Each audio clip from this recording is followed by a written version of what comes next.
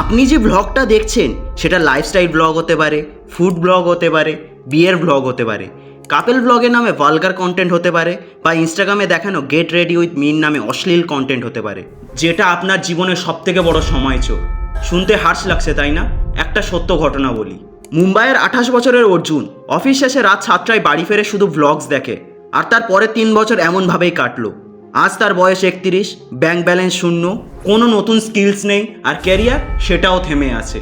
কিন্তু যারা 3 বছর আগে তার সাথে একই পজিশনে ছিল, আজ তারা ফ্রিল্যান্সিং করে মাসে লাখ টাকা আয় করছে, কেউ বা নিজের স্টার্ট আপ খুলছে।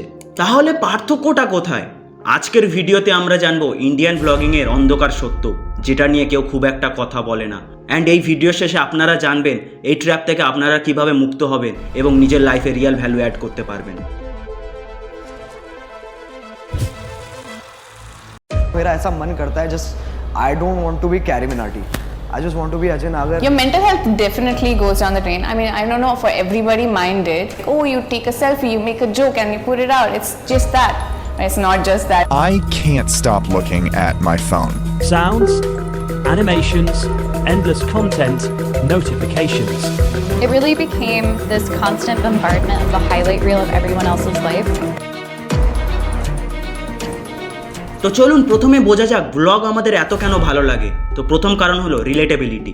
আপনি যখন একজন ব্লগারকে দেখেন সকালে উঠে চা বানাচ্ছে, লোকাল ট্রেনে ভিড়ে দাঁড়িয়ে আছে, বা পরিবারের সাথে দিওয়ালি সেলিব্রেট করছে, আপনার মনে হয় এই তো আমার জীবন।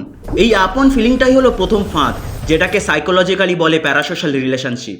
আপনি ভাবছেন ওই ব্লগার আপনার বন্ধু, কিন্তু রিয়ালিটি হলো উনি আপনাকে চেনেনও না, ইয়েট আপনার ব্রেনও ওকে রিয়াল ফ্রেন্ড হিসেবে ট্রিট করছে। ভারতে 49% মানুষ প্রতিদিন শর্ট ফর্ম ভিডিও দেখে, আর ডেলি ব্লগ এই অ্যাডিকশনকে আরও বাড়িয়ে দেয়। দ্বিতীয় কারণ এসকেপিজম। আপনার জীবনে স্ট্রেস আছে, চাকরির টেনশন, পারিবারিক সমস্যা, ইএমআই এর চাপ, কিন্তু ব্লগ দেখলে সব কিছু ভুলে যান 30 মিনিটের জন্য। কিন্তু সমস্যার সমাধান হয় না, বরং আপনি আরও পিছিয়ে যান। একটা গবেষণায় দেখা গেছে ভারতীয়রা অ্যাভারেজ 6 ঘন্টা প্লাস অনলাইন ভিডিও দেখে, আর এটার একটা বড় অংশ যায় ব্লগসে। আর এই সময়ে ব্রেন একটা ফিল গুড জোনে ঢুকে যায়, যেখানে কোনো এফোর্ট লাগে না, আর প্রোডাক্টিভিটি সেটাও 30% কমে যায়। তৃতীয় কারণ ডোপামিন লুপ। ইউটিউবের অ্যালগোরিদমটা কিভাবে কাজ করে আপনি জানেন কি? আপনি একটা ব্লগ শেষ করলেন, সাথে সাথে আরও 5টা সিমিলার ব্লগ সাজেস্ট হলো। জাস্ট ওয়ান মোর ভেবে আপনি একটা ক্লিক করলেন, আর এই জাস্ট ওয়ান মোরটাই হলো অ্যাডিকশন। আর ব্লগসেও সেম, পরের ভিডিওতে আরও কিছু ইন্টারেস্টিং থাকবে, আর এই এক্সপেকটেশন আপনাকে আটকে রাখে, আপনার ভিতরে ফোমো কাজ করতে শুরু করে। এবার আসে সবথেকে অন্ধকার দিকে। আপনি যখন একটা পারফেক্ট মর্নিং রুটিন ব্লগ দেখেন, সেই ব্লগার হয়তো 15 বার ওই সিনটা রিপিট করেছে পারফেক্ট অ্যাঙ্গেল পাওয়ার জন্য। যেটা আপনার কাছে ন্যাচারাল মনে হচ্ছে, সেটা আসলে হেভিলি স্ক্রিপ্টেড এবং স্টেজড। ভারতে যত ডেলি ব্লগার্স আছে তাদের বেশিরভাগই মাসে 50,000-এর কম আয় করে, এটাও এডিটিং ইকুইপমেন্ট ও খরচ বাদ দিয়ে। কিন্তু কন্টেন্ট বানাতে তারা প্রতিদিন 8 থেকে 10 ঘন্টা খাটেন, কোনো প্রাইভেসি নেই, কোনো উইকেন্ড নেই। যদিও ভারতের ক্রিয়েটার ইকোনমি 16,000 কোটি, সেটা জিডিপিতে কন্ট্রিবিউট করে, কিন্তু মাত্র 12% ক্রিয়েটার শুধুমাত্র কন্টেন্টে টিকে থাকতে পারে। আর বাকিরা হয়তো পার্ট টাইম জবস করে, স্পন্সর কন্টেন্টের জন্য হাত পাতে অথবা ছেড়ে দেয়। একটা উদাহরণ দিই, পুনের একজন ব্লগার বলেছিলেন তার বোনের বিয়েতে তিনি ক্যামেরা নিয়ে ব্যস্ত ছিলেন, প্রপার শর্টস নিতে। পরে রিয়েলাইজ করলেন নিজের পরিবারের সাথে আবেগময় মুহূর্ত তিনি সঠিকভাবে এনজয় করতে পারেননি। আর এটাই হলো রিয়ালিটি। এখানে আরেকটা ভয়ঙ্কর ব্যাপার হলো চাইল্ড এক্সপ্লয়টেশন।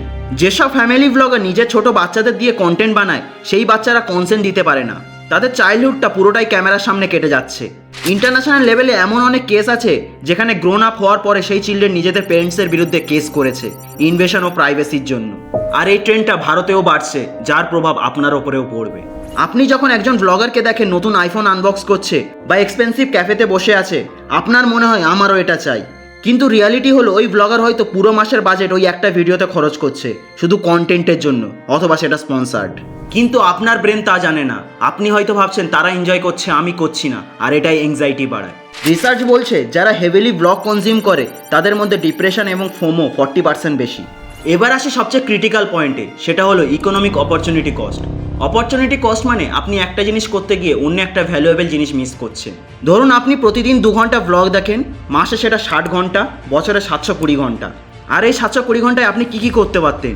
ডিজিটাল মার্কেটিং শিখতে পারতেন, ফ্রিল্যান্সিং করে মাসে 50,000 টাকা আয় করতে পারতেন, স্টক মার্কেট অ্যানালাইসিস শিখতে পারতেন, ইনভেস্টমেন্ট থেকে রিটার্নস, কোডিং শিখতে পারতেন টেক জব বা ফ্রিল্যান্স প্রজেক্টসের জন্য, কোনো স্কিল ডেভেলপ করতে পারতেন যেটা আপনার কেরিয়ারকে আরও এগিয়ে নিয়ে যাবে। কিন্তু সেই 720 ঘন্টা ব্লগ দেখে আপনি কি পেলেন? Nothing, zero transferable skills. আরেকটা ভয়ঙ্কর দিক হলো কনজিউমেরিজম। ইন্ডিয়াতে ক্রিয়েটার ইনফ্লুয়েন্স স্পেন্ডিং প্রায় 350 থেকে 400 বিলিয়ন। ব্লগের মধ্যে সাবটেল প্রোডাক্ট প্লেসমেন্ট থাকে। ও আই জাস্ট বট দিস বলে আপনার সামনে নতুন গ্যাজেট, ড্রেস, অ্যাক্সেসরিজ শো করে। আপনার সাবকনসিয়াস মাইন্ড মেসেজ পায় এটা কিনলে আমিও হয়তো ওদের মতো হব। রেজাল্টস, আননেসেসারি খরচ বেড়ে যায়, ইএমআই এর চাপ বেড়ে যায়, আপনি আপনার ফাইন্যান্সিয়াল গোল থেকে দূরে চলে যান এবং আপনার সেভিংসও কমে যায়। রিসার্চ বলছে যারা হেভিলি ব্লগ কনজিউম করে তাদের সেভিংস 15 থেকে 25% কম। এতক্ষণে আপনার হয়তো মনে হচ্ছে তাহলে কি সব ব্লগ খারাপ? দেখুন, আমি তা বলছি না যে সব ব্লগ খারাপ বা সব ব্লগার খারাপ। কিছু জেনুইন ব্লগারও আছে যারা এডুকেশনাল কন্টেন্ট দেন, রিয়েল বিজনেস ইনসাইট শেয়ার করেন, স্কিল বেসড নলেজ দেন, ফাইন্যান্সিয়াল লিটারেসি প্রমোট করেন। এরা ভ্যালুয়েবল, কিন্তু এরা সংখ্যায় কম। তাহলে আপনার করণীয় কি এখন? প্রথমত একটা অডিট করুন। এই সপ্তাহে একটা কাজ করুন, নোট ডাউন করুন কতক্ষণ ব্লগ দেখলেন এবং সেগুলো থেকে কি শিখলেন। যদি অ্যান্সার হয় নাথিং, তাহলে এটা আপনার ওয়েক আপ কল। দ্বিতীয়ত 80-20 রুল অ্যাপ্লাই করুন। আপনার ভিউইং টাইমের 80% ইনভেস্ট করুন স্কিল বিল্ডিং কন্টেন্টে। Business case studies, stock market tutorials, online courses, industry insights, geopolitical case studies, আর বাকি 20% এন্টারটেনমেন্ট। তৃতীয়ত ইন্টেনশনাল ভিউইং করুন। কোনো ভিডিওতে ক্লিক করার আগে নিজেকে জিজ্ঞেস করুন, এটা কি আমার গোলের সাথে অ্যালাইন করছে? এটা থেকে আমি কোনো অ্যাকশনেবল ইনসাইট পাবো নাকি শুধু টাইম পাস? যদি অপশন হয় টাইম পাসের জন্য, তাহলে স্কিপ করুন ভিডিওটা। চতুর্থ, ক্রিয়েটার হিসাবে রেসপন্সিবিলিটি নিন। যদি আপনি কন্টেন্ট ক্রিয়েটার হন তাহলে নিজেকে জিজ্ঞেস করুন, আমার কন্টেন্ট কি শুধু ভিউজ আনছে নাকি ভিউয়ার্সের জীবনে ভ্যালু অ্যাড করছে? রেসপন্সিবিলিটি নিয়ে কন্টেন্ট বানান, ক্লিক বেট করবেন না শুধু ভিউজের জন্য। ইম্প্যাক্টফুল ব্লগস বানান যেখানে আপনি এন্টারটেনের সাথে ফাইন্যান্সিয়াল টিপস, বিজনেস লেসন্স এবং লাইফ স্কিলস দেবেন। শেষ করার আগে একটা গুরুত্বপূর্ণ কথা বলি, এই ব্লগ কালচার, এই এন্ডলেস স্ক্রলিং, এটা আপনার জীবনে কোনো ভ্যালু অ্যাড করছে না আনটিল অ্যান্ড আনলেস আপনি একটা সার্টেন লেভেলে পৌঁছে গেছেন জীবনে। মানে আপনি যদি ফাইন্যান্সিয়ালি ফ্রি না হন, আপনার প্যাসিভ ইনকাম যদি না থাকে, আপনার কেরিয়ার যদি স্টেবল না হয়, যদি আপনার স্কিলস ডেভেলপ না হয়ে থাকে, তাহলে এই ধরনের কন্টেন্ট কনজিউম করা আপনার জন্য লাক্সারি নয়, একটা লিয়াবিলিটি। আমরা বাঙালিরা ব্রিলিয়ান্ট মাইন্ডসের জাতি। রবীন্দ্রনাথ ঠাকুর, কাজী নজরুল ইসলাম, সত্যজিৎ রায়, সুভাষচন্দ্র বোস, আমাদের লেগেসি কত বড়। আমাদের কাছে আছে ইনক্রেডিবল ট্যালেন্ট, জুগাড়ো স্পিরিট, এন্টারপ্রেনিউরিয়াল মাইন্ডসেট, কিন্তু আমরা সেই পটেনশিয়াল নষ্ট করছি মিনিংলেস কন্টেন্ট কনজিউম করে। এখন সময় এসছে নিজের ফোকাস চ্যানেলাইজ করা, বড় কিছু করার, নিজের জীবনে, নিজের ক্যারিয়ারে, নিজের দেশে কন্ট্রিবিউশন রাখার। আর এই কারণে আমরা দ্য ব্লুপ্রিন্ট বেঙ্গলিতে প্রতিনিয়ত নিয়ে আসার চেষ্টা করি world class business case studies, Jio political case studies, actionable insights, যা আপনি ডাইরেক্টলি নিজের লাইফে বা বিজনেসে অ্যাপ্লাই করতে পারবেন। আর এটাই হলো রাইট কন্টেন্ট টু কনজিউম, যেটা আপনার লাইফে ভ্যালু অ্যাড করবে, যেটা আপনাকে এন্টারটেন করবে না, এম্পাওয়ার করবে। তো আজ একটা কমিটমেন্ট নিন, আপনার সময়, আপনার এনার্জি আপনি সেই কন্টেন্টে ইনভেস্ট করুন যেটা আপনাকে গ্রো করাবে। Remember, you are what you consume. এই ভিডিওটা ভালো লাগলে লাইক এবং সাবস্ক্রাইব করুন এবং শেয়ার করুন আপনাদের ওই বন্ধুদের সাথে যারা এই ট্র্যাপে পড়ে আছে। আর দ্য ব্লুপ্রিন্ট বেঙ্গলিকে সাবস্ক্রাইব করতে ভুলবেন না, কারণ আমরা এখানে ফ্লাফ দিই না, ভ্যালু দিই। দেখা হবে আপনাদের সাথে নেক্সট ভিডিওতে। Till then, stay curious, stay hungry. ধন্যবাদ।